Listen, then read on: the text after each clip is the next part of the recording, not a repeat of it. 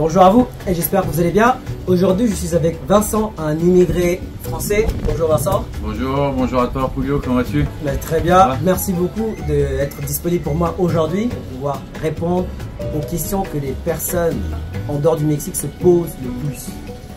On va essayer d'y répondre au mieux. Ouais. C'est ça.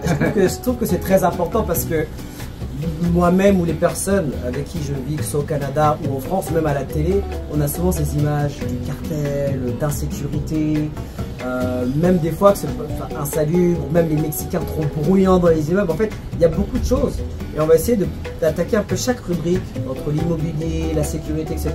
pour voir de ton expérience, de ton point de vue, de personnes justement qui sont à l'extérieur mais qui ont vécu ici une dizaine d'années, qu'est-ce qui se passe réellement? Ok, bah je vais essayer de donner mon point de vue, on va dire le plus juste possible de ce que je perçois ici au Mexique, voilà, en espérant que ça va vous aider, quoi. Bah, j'espère bien. En tout ça cas, restera mon point de vue. C'est ça. En tout cas, vous, si vous avez des commentaires, vous savez, c'est un petit peu d'expérience, n'hésitez pas à interagir avec ça, à nous faire aussi votre retour d'expérience ou à faire écho à soit ce qu'il dit, ou si vous avez une expérience différente dans le respect et le partage, bien entendu. Point numéro 1, question sur la sécurité. Est-ce que tu peux me dire pour toi si le Mexique est sûr pour les touristes? En général, oui, je pense que... alors après, ça dépend où, toujours. Je pense que c'est un peu comme partout, ça dépendra toujours où c'est que vous allez, que ce soit en France, que ce soit dans d'autres pays, c'est un peu ça, on va dire que c'est en général. Mais je pense que oui, on est assez sécure, moi pour y être depuis à peu près 9 ans. Bon, j'ai pas eu de problème, j'en ai eu plus en France quand j'étais en France que ici par exemple. Okay. Donc après, on voit bien qu'il y a quand même beaucoup de tourisme, c'est international, il y a de la police touristique, militaire, ici quand même la police quand ils prennent des mesures ils blaguent pas trop, donc ça limite aussi le fait que, je pense que c'est comme si tu vas à Dubaï par exemple, tu vois, pour comparer à Dubaï t'as pas envie de faire des bêtises, je pense que voilà. Donc ici c'est pareil, en France on se lâche un peu plus parce qu'on sait que c'est peut-être un peu plus laxiste, bon, voilà, mais où bon, la justice fait que, mais ici en tout cas c'est vrai que tu peux vite finir par exemple en garde à vue. La garde à vue du Mexique c'est pas la même que la France, hein. Voilà, c'est vrai. si vous me parlez de garde à vue. Donc les gens font un peu plus attention à ça, pareil. Voilà. D'accord, est-ce que les policiers, par rapport à ça, est-ce que les policiers, est-ce qu'ils sont corrompus plus ou moins? Oh, et là après je peux pas te dire ça parce que bon, pas dans la police et va pas me faire avoir des problèmes. Non, mais après oui, on sait bien qu'il y a une part de corruption. Voilà, on sait que ça existe. Maintenant, oui, on sait. Ça peut être bien comme ça peut être pas bien, dans le sens où t'es allé un peu vite ou t'as bu un verre, bon, donne-moi quelque chose, on n'en parle plus. Voilà. D'accord. Bon, ça t'évite de perdre des points, même si ici il n'y a pas le système de points, mais on peut faire une comparaison.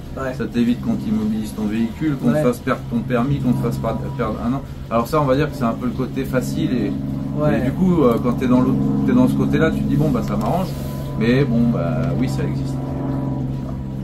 Maintenant, quel pays n'a pas de corruption? Exactement. Voilà. Donc là, ce qui est bien, c'est qu'on a abordé la question sécurité par rapport à la population générale et même par rapport à la police. Quels sont, du coup, selon toi, les endroits sécuritaires pour voyager au Mexique? Tout ce qui est très touristique, en général, ils mettent quand même un accent sur la sécurité. Ça va être la Riviera Maya, ça va être Los Cabos, ça va être la Baja California, voilà. Quelles sont les précautions à prendre pour éviter les problèmes de sécurité? Les précautions à prendre, éviter de se droguer, éviter d'attirer tout ce qui peut être illégal. Donc voilà, si vous allez dans des bars, voilà, faites attention dans quel genre de bar. Je parle des bars pour les filles, voilà, ou des choses comme ça, tu vois. Voilà, vaut mieux. Après, évitez d'être seul le soir. Toujours ce que je dis, par exemple, quand on prend un taxi le soir, faites attention de ne pas rentrer tout seul. Vous mieux rentrer avec quelqu'un ou alors au moins donner le numéro du taxi dans lequel vous êtes à une personne. Voilà, pour identifier le taxi.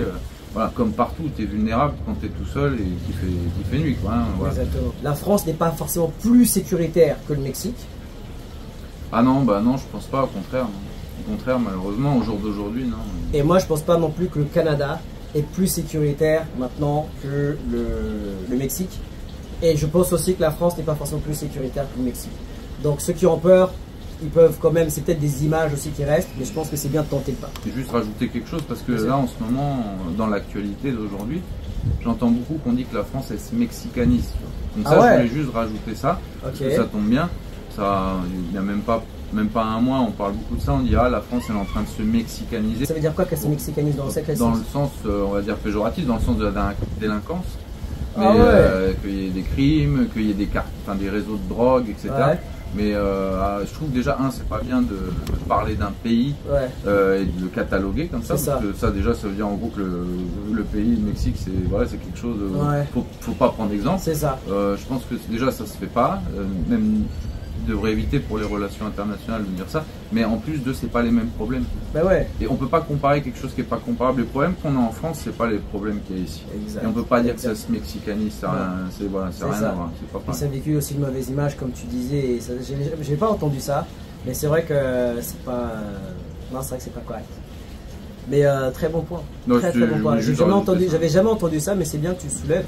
Bah, si vous avez déjà entendu parler de ça, vous faites-nous savoir dans les commentaires. Et vous, à la fin de la journée, ceux qui ont vécu ici, qui sont juste venus en vacances, ne sont pas encore venus ici. Qu'est-ce que vous en pensez? Est-ce que vous pensez que la France est plus sécuritaire que le Mexique? Ou vous pensez que le Canada est plus sécuritaire que le Mexique? Ou alors, si vous avez d'autres éléments de comparaison, n'hésitez pas à nous faire savoir dans les commentaires, on est curieux là-dessus. Alors, numéro 2, maintenant c'est question sur le tourisme. Quelles sont les meilleures destinations touristiques au Mexique? On va dire les plus visitées, on va dire, c'est la Riviera Maya évidemment. Okay. Donc on a Cancun qui est, on va dire, on a beaucoup de tourisme des États-Unis surtout. Okay. Après on a la Playa del Carmen Ouais. qui est juste en dessous, à peu près 45 minutes en voiture. Okay. Donc plus au sud. On est toujours sur la Riviera Maya, on y est d'ailleurs au passage. On est à Playa del Carmen, donc ça c'est plus on a beaucoup, c'est un mélange entre les Européens, les Canadiens, et c'est un melting pot. Voilà. Okay. Voilà. Donc il y a un peu de tout, ça, on voit tout de suite que c'est pas très à l'américaine, c'est vraiment un mélange mexicain-européen. Okay. Voilà. Donc après il y a Tulum qui est à 45 minutes d'ici, donc encore plus au sud. Et là je crois qu'après voilà, on a fait les trois grosses villes de la Riviera Maya. Et Tulum, là par contre ça fait un énorme boom. Il y a beaucoup d'influenceurs, de youtubeurs qui font des vidéos sur Tulum, tout ce qui est Tuluminati, donc vraiment le contact avec la nature, voilà, c'est très recherche de la spiritualité, voilà, donc ça fait un gros boom à Tulum, mais maintenant c'est devenu assez cher quand même pour. Mais bon, ça va avec, voilà, ça va avec, ouais, c'est ça. Donc ça c'est on va dire la partie Riviera Maya. Après il y a beaucoup de villes qui sont par rapport à la culture, il y a Puebla, Querétaro, on a aussi d'autres villes qui sont connues par exemple, du côté alors balnéaire, ça va être plutôt Baja California, donc avec Los Cabos. Donc ça il y a beaucoup ça c'est très reconnu, même il y a des stars de cinéma qui vont passer leurs vacances là-bas. Donc Los Cabos, là on est plutôt Baja California, du coup on est du côté ouest, nous on est plutôt du côté est du Mexique. Voilà, sachant que le Mexique c'est assez grand quand même. Mais on va dire c'est ce qu'il y a de plus touristique. Quels sont les sites classés au patrimoine de l'UNESCO au Mexique? Patrimoine UNESCO, tu as l'UNAM par exemple. L'UNAM c'est l'une des meilleures universités, c'est ceux qui vont former comme nous à l'ENA, d'accord, en France. Donc l'UNAM c'est classé au patrimoine UNESCO. C'est des questions, ça c'est pour la naturalisation, Julio. C'est les mêmes questions que la. Non, mais après alors, mais c'est vrai, en plus, ça y est celle-là, donc je me rappelle, mais voilà, bon, tu as des sites qui sont, par exemple, tu as Chichen Itza, après tu as sûrement le Castillo de Chapultepec, voilà, tu as plusieurs. Y a-t-il des recommandations pour explorer les ruines mayas? Oui, bien sûr, ici par exemple, l'avantage qu'on est sur Playa del Carmen, on est en fait un peu au centre de tout. Donc on est entre Tulum et entre Cancun. Il y a des ruines à Tulum qui se font assez rapidement. On peut y passer 2 heures, c'est suffisant à l'entrée de la ville. Et après on peut prendre en fait un circuit avec un bus comme la DO. Et après on part directement sur Chichen Itza. On peut faire Chichen Itza. Par contre ça va prendre un peu plus de temps, c'est un peu plus loin, c'est à 2h30. Voilà. Après il y a d'autres pyramides. Il y a beaucoup de pyramides au Mexique. Il y a beaucoup de cultures. Dans cette civilisation, il n'y a pas que la civilisation maya. Si tu as des recommandations pour visiter les ruines mayas, toi tu recommanderais quoi? Les ruines mayas, il y a Coba. Ouais. Après, tu as Chichen Itza, tu as les ruines de Tulum. Par exemple, à Mexico City, donc dans la capitale, Teotihuacan. C'est Teotihuacan. C'est chaud. Voilà. Mais voilà, bon, ça c'est les plus reconnus, les plus connus, voilà, mais c'est vraiment impressionnant quoi. Où t'as la pyramide, t'as 2 pyramides à Teotihuacan et on sait pas pourquoi en fait ils ont disparu, voilà, on s'explique pas. Il y a la pyramide qui représente la lune et l'autre le soleil. Donc voilà, maintenant on peut plus grimper dessus, ça c'est protégé. Après, t'as Chichen Itza, c'est quand même un site impressionnant où là tu comprends toute la culture maya avec le jeu de la balle, là où ils se faisaient des passes avec la roche. Donc ça, maintenant aussi tu as des parcs comme Xcaret où ils font aussi des cérémonies. À la fin, tu as un grand show où tu as des gens qui font vraiment le jeu, c'est des pros, hein, et ils font le jeu avec la balle. Et c'est impressionnant parce que tu te dis comment ils faisaient ça pour faire passer dans un petit anneau à 2 mètres 50, 3 mètres, et qu'il faut faire passer la balle dans le cercle, tu vois, comme si un peu c'est un peu du basket, mais avec tu joues avec tes hanches. Et ils y arrivent, T'as essayé? Non, je vais pas essayer, non, je vais pas essayer, non, je pense que je serais pas très bon. C'est fini pour nous depuis un bon moment sur cette là. On va pas essayer, mais bon, quand même, pas un peu d'entraînement quand même. 3. Questions culturelles. Quelles sont les principales fêtes et traditions au Mexique? Bah déjà, on a la fête de l'indépendance du Mexique, c'est le 15 septembre. Après, on a aussi les batailles qui se célèbrent, la bataille de Puebla. C'est celle où on a perdu. Voilà, ils aiment bien la célébrer celle-là. Les Français eux ont perdu. Après non, bah, ici on fête les rois mages, on fête pas Noël, on fête pas Halloween, mais on fait la fête des morts. Donc c'est le 2 et le 3 novembre. La fête des morts et la fête de Halloween, c'est pas deux fêtes qui sont équivalentes. Non, c'est deux deux traditions différentes, quoi. Non, en fait, la fête des morts, si tu veux, comme dans le dessin animé Coco, là, Disney, voilà, je pense qu'il l'illustre très bien. Et en gros, c'est le passage, c'est les morts, ils viennent te rendre visite, mais pour qu'ils viennent te rendre visite, bah, faut que tu aies un altar. Alors, c'est comment on appelle ça? Un hôtel. Un hôtel, voilà, où tu mets la photo de ceux qui sont décédés, des personnes que tu as aimées, et pour passer, il faut qu'il y ait aussi la fleur de Cempasúchil. Voilà, ce qui permet le passage, et tu leur mets quelque chose qu'ils aimaient bien. Alors s'il y en a, il aimait bien un peu de vin, tu mets une petite coupe de vin, tu mets des cacahuètes. En gros, ils viennent te visiter la nuit, et voilà, et tu leur mets quelque chose qu'ils aimaient bien. Le 2, c'est les enfants, et le 3, c'est les adultes. En gros, c'est pas Halloween où tu demandes des bonbons, hein, ça n'a rien à voir. Après, tu as aussi le fait, par exemple, quand quelqu'un il décède, ils sont par rapport à la mort, bah, c'est vrai qu'ils vont faire une cérémonie au bout de 6 mois, au bout de 2 mois, 6 mois, 1 an, 3 ans. Ouais, ils refont une commémoration à la personne. Voilà, donc ça on le fait pas, t'es mort, bon, allez, merci, au revoir. Voilà. Mais au Mexique, ils s'en rappellent, ils refêtent l'anniversaire de la personne. Même l'anniversaire? Bah, quand elle est décédée. Ok, d'accord. Si tu veux, tu en as tellement des fêtes que des fois, c'est la fête de l'agent immobilier, la fête du chien. Tu as un jour pour le chien, tu as la fête des professeurs. Non, mais alors là, franchement, pour le coup, là, tu as la fête de tout. Hein. Tu peux toujours arriver à trouver une journée pour. Voilà. Donc, non. Du chien. Oui, la fête du chien.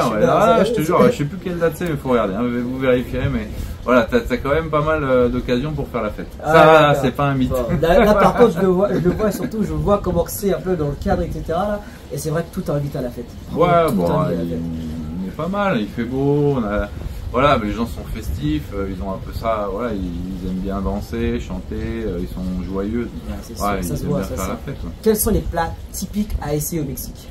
Ah, il y en a beaucoup, hein, mine de rien, on pense que c'est que les tacos, mais non, faut pas que les tacos, ça. En fait, chaque région a sa spécialité, on peut dire ça. Après, t'en as, c'est des grands tacos, mais tu sais, comme c'est dur, ça fait on appelle ça la tlaluca, c'est comme des crêpes où tu peux mettre plein de choses à l'intérieur, ça se fait comme un grand tacos, tu vois. Après, t'as le mole, ça c'est très traditionnel, t'as le pozole qu'on mange en général le 15 septembre. Le pozole, c'est des gros grains de maïs, ça va faire comme une grosse soupe, un gros bouillon, et à l'intérieur on va mettre aussi de l'oignon, alors t'en as du vert, on va mettre du poulet, alors t'as soit c'est du poulet, soit c'est du bœuf, hein, faut voir. Après, voilà, je suis pas un expert culinaire, mais voilà, il y a quand même pas mal. Moi, ce que je recommanderais, c'est plutôt la cochinita pibil, c'est le pokchuk, ça c'est des plats un peu qui viennent du Yucatan. Mais t'en as plein. Évidemment, les tacos, la viande est bonne. Le poulet est très bon au Mexique. Le poulet est très bon. C'était excellent. Le poulet, il est bon. Après, ils aiment bien quoi? Les frijoles. Les frijoles, c'est la pâte en fait qui est soit noire, soit un peu. Ça a un aspect un peu bizarre, hein, voilà, mais c'est comme un peu comment dire, des pois chiches. Ok. On peut dire ça comme ça, ouais. Ça fait une purée de pois chiches en gros. Et ça, ils en mettent beaucoup, ils utilisent beaucoup le free roll. Ah, ok. Voilà. Donc ça, c'est vraiment typique mexicain. Le piment, évidemment. Ah ouais, ils sont dans un niveau ici. Ouais, ils sont pas mal. Ouais. L'habanero, vraiment dans un niveau. Poblano, Serrano, enfin il y en a pas mal des piments. En France ou au Canada, quand on dit ouais ça pique, ça passe. Franchement, ça passe. Même quand on dit ouais ça pique, franchement, des fois je me dis, j'essaie de chercher dans le plat qu'est-ce qui piquait. Ici là, on m'a prévenu un petit peu. Franchement, ouais. Ce qui est marrant, c'est qu'ils mettent avec tout, hein. Ouais. Même avec les fruits. Hein. Ouais, ah, ça choque, hein. C'est vrai que quand tu manges des fruits, ils mettent du piment avec. Ça relève, hein. Ouais, pourquoi pas. Ça, je suis pas encore trop habitué à faire ça. Moi, c'est un truc que j'ai goûté qui m'a c'était super surpris. C'était un tacos avec du poulet, super bien fait, mais avec une sauce chocolat. Ah oui, c'est un peu comme le mollet alors. Waouh, je me suis dit, ah c'est ça le. Oui, c'est du poulet avec une sauce par-dessus chocolat. Bah c'est ça, c'était ça le mollet. Quand j'ai goûté ça, au début je voulais pas parce que je me suis dit, bah ça fait, à la base je suis un peu sucré-salé. Mais là, le projet m'intéressait pas. Et après je me suis dit, tu sais quoi, tant qu'à être ici, autant mieux, tu sais, découvrir s'ils le font, c'est pas pour rien non plus.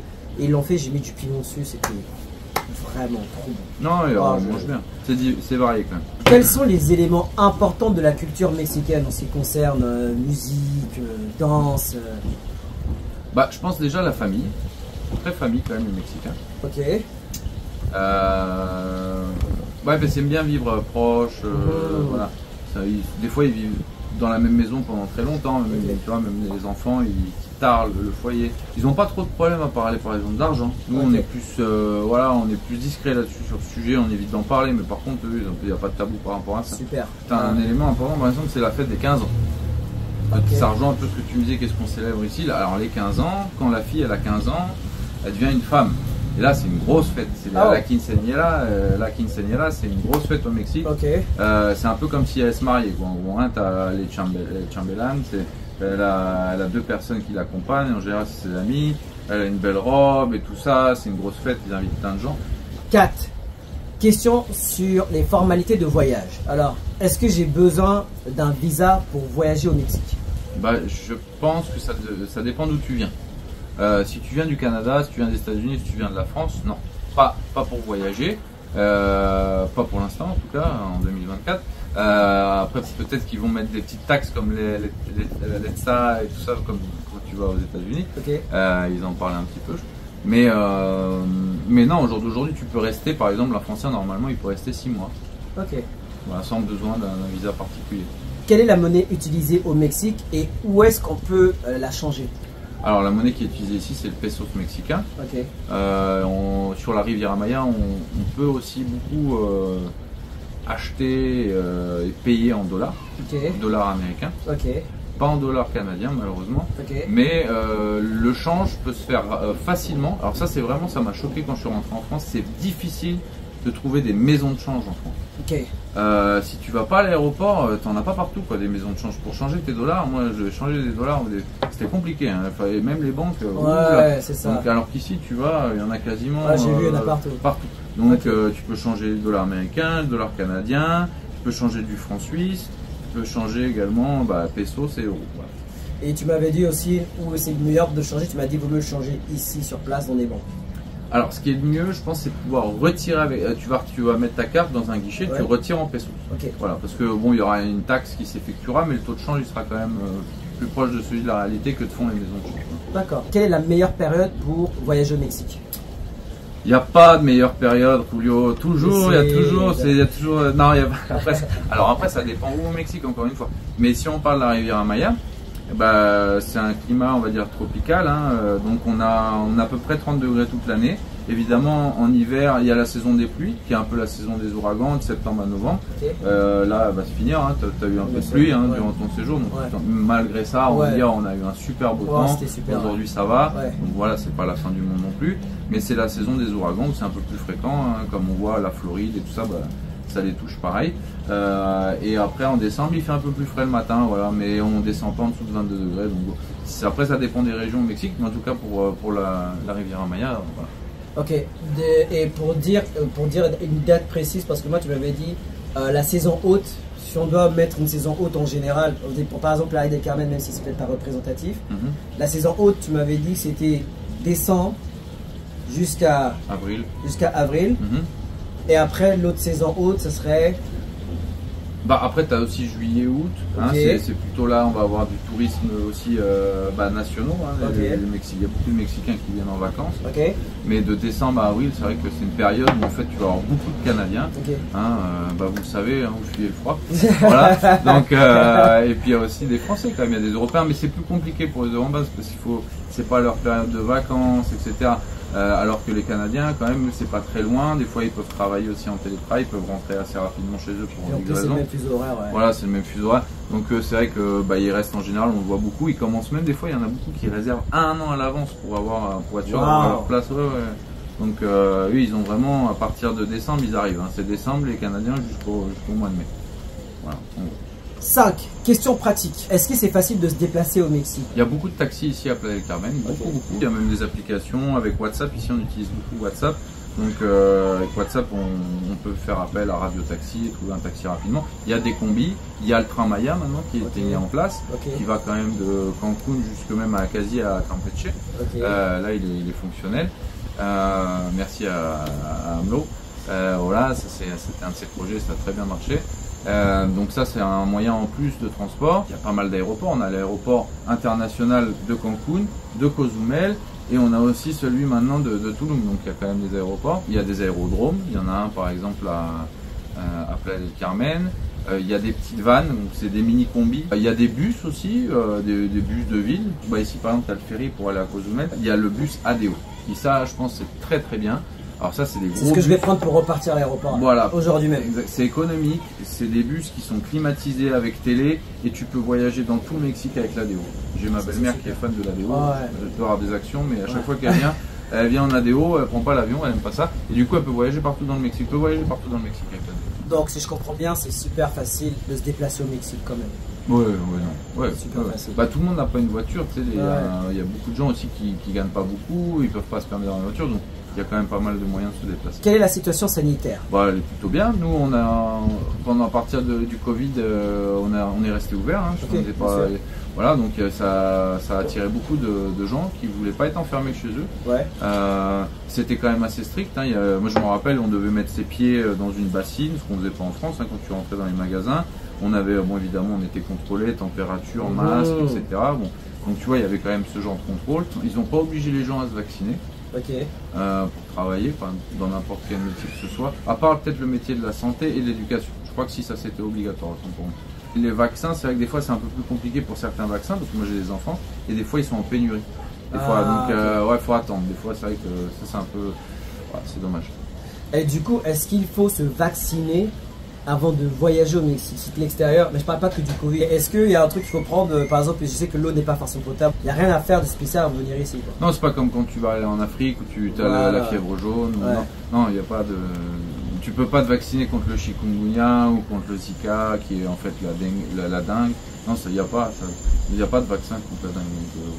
Est-ce que tu peux dire quel serait le coût de la vie pour les touristes en ce qui concerne hébergement, nourriture, activité? Si on veut un appartement avec ce type de cadre, on va être plutôt dans les 120 $ la nuit. Voilà, un appartement à la nuit, ça va être dans les 120 $ US. US, toujours US. Toujours. Voilà, je préfère préciser parce qu'on va s'adresser aussi forcément à nos amis canadiens. Et après, on peut trouver des bonnes choses à partir de 60 $ la nuit, 50 $.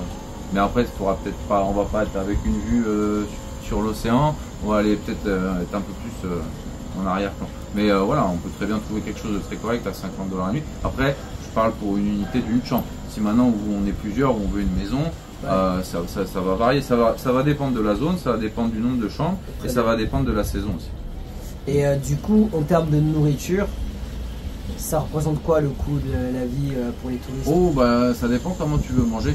Si tu veux manger comme un Mexicain, ça va pas te coûter très cher. Je pense qu'avec 200 pesos dans la journée, tu peux manger et tu manges bien. Super. Voilà. Avec 10 $, c'est bon. Maintenant, si tu veux prendre un bon petit resto, c'est pas si cher. Par exemple, un bon resto, 50 $ américains, à deux, on mange très bien. Voilà, même avec un enfant, tu vois, ce que je dépense des fois quand je vais au resto. Maintenant, tu peux choisir où tu veux manger aussi. J'ai vu une vue sur la 10. J'ai vu par exemple sur la 5e, c'était pas mal cher. Sur la 10 derrière, c'est quasiment 2 fois moins. Exactement. La qualité qui est aussi bonne après, ça dépend. C'est l'endroit parce qu'il est plus touristique. C'est comme quand tu vas manger sur la 5e avenue à Hollywood. Enfin, à New York, je pense que voilà, c'est plus cher évidemment. Ou comme à Paris, si tu manges sur les Champs-Élysées, tu prends un café, hop, tu le sens passer. Voilà, c'est pas la même chose. Faites la conversion chez vous des pesos, vous allez voir que la différence entre pesos, dollar américain et dollar canadien.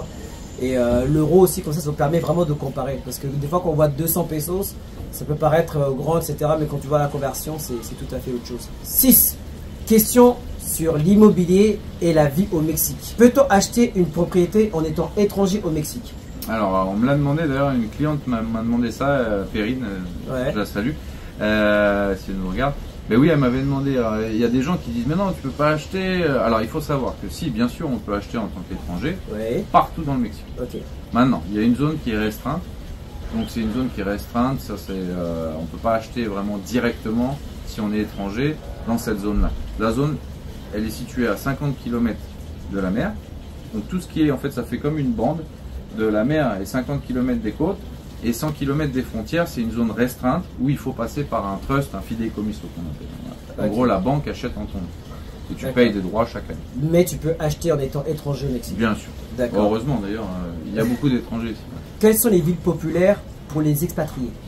Alors, il y a Valladolid qui est plutôt vers le Yucatan, évidemment Playa del Carmen, Cancun, Tulum. On a aussi Mérida qui commence à être un peu plus reconnu et Los Cabos, après ça c'est de l'autre côté, Los Cabos, il y a Puebla, il y a quand même pas mal de gens qui commencent à arriver à Puebla aussi. Quel est le coût de la vie pour quelqu'un qui veut s'installer au Mexique? Là maintenant c'est pas touriste, c'est que je vais m'installer, c'est quoi le coût de la vie à moi? Grosso modo, pour vivre, se loger, etc., tu dirais ce serait quoi l'enveloppe par mois? Voilà, on a un appartement de 3 chambres, on est une famille de 3, on a un couple avec un enfant. Je pense que pour vivre, on veut une voiture évidemment, donc ça implique des coûts. Pour soigner, parce qu'ici, bon, bah, des fois, c'est pas gratuit non plus, la santé. L'école coûte cher, je pense que ça c'est important à prendre en compte. Ça dépend si on a un enfant ou on n'a pas d'enfant. En gros, l'école, ça peut coûter dans les $500 américains par mois pour une école privée, pour un enfant qui est au primaire. Je parle pas du lycée et encore moins de l'université. Donc voilà, donc ça peut coûter cher. Mais je pense qu'avec, on va dire, $2000 américains, on vit très bien. Voilà, si un couple il a $2000 américains, on vit très bien. Donc ça fait à peu près dans les $3500 canadiens. Mais encore une fois, ça dépend d'où tu vis. En fait, on fait l'interview sur le rooftop d'un appartement que tu m'as trouvé avec l'Infinity Pool. La vue que vous voyez là, c'est juste incroyable. Pour ceux qui veulent te trouver et ceux qui veulent faire un achat avec toi, parce que tu peux résumer ce que tu fais et puis où est-ce qu'on peut te trouver? Bien sûr, il n'y a pas de souci, avec grand plaisir. Moi, je serai là pour vous aider dans votre recherche, que ce soit pour la location sur du long terme et de la vente, qui peut être de la vente sur des condos, sur des terrains, sur des propriétés, que ce soit qui soient basées à Mérida ou de Cancun à Tulum. Voilà. On a beaucoup de produits. Je travaille avec des entreprises sérieuses qui sont établies ici, qui sont reconnues, qui ont les reins solides. Ça, c'est très important. Je ne veux pas avoir de problème avec des projets qui ne se finissent pas ou des choses comme ça. Et on peut me retrouver avec par WhatsApp. J'ai aussi une page internet, bien sûr, c'est vioms.mx, donc .mx. Cette page, je ne sais pas si elle va continuer à exister, mais en tout cas, j'ai une autre page que tu pourras mettre en lien si tu veux. Il y a 2 pages internet, j'ai mon WhatsApp. Et voilà, avec grand plaisir, je serai là pour répondre à vos questions, vous aider dans votre processus. Et en général, c'est vrai que les gens, c'est pas juste je veux acheter un appart. Il y a tout un processus. Souvent, les gens, il faut même déménager. Après, si vous voulez des conseils, des questions, n'hésitez pas. Avec grand plaisir, j'y répondrai en tout cas. En tout cas, moi, je suis très très méfiant et je pose beaucoup de questions. Je suis assez parano. Je pense qu'à des moments, il faut l'être. Et pour tous ceux qui me posent la question, comment tu as réussi à acheter depuis l'étranger dans un pays que tu n'as jamais vu avec un domaine que tu n'as pas encore compris? La réponse, elle est là. C'est Vincent. Et franchement, un grand merci à toi, non seulement pour le bien que tu m'as fait prendre, avec la plus-value que j'ai pris là. Dans une autre vidéo, on vous explique la plus-value à peu près qu'on a fait. Et c'est juste incroyable ce qu'il a fait pour moi. Encore un grand merci. On vous laisse avec un peu des images de Playa del Carmen. Si vous voulez venir ici, vous êtes les bienvenus. Vous avez vu que c'est pas non plus insécuritaire. Vous avez vu aussi que les gens sont accueillants. Il y a beaucoup de choses et beaucoup de préjugés sur lesquels il faut mettre de côté. C'est pas forcément mieux ailleurs. N'hésitez pas à ouvrir l'esprit. Et si vous faites un investissement, n'hésitez pas, on est là pour ça. En tout cas, moi, je m'appelle Julio. Lui, c'est Vincent. Mon but, faire des vidéos orientées motivation, mindset, investissement afin qu'un maximum de personnes, comme lui ou comme moi, puisse sortir de ses limites et atteindre l'indépendance financière. Si vous voulez plus de vidéos comme celle-ci, rendez-vous en service. Likez, abonnez-vous, activez la cloche de notification et partagez tout autour de vous. Vincent, merci beaucoup. Merci à toi, Julio. Et à très bientôt. Bye bye. Ciao, ciao. Ciao.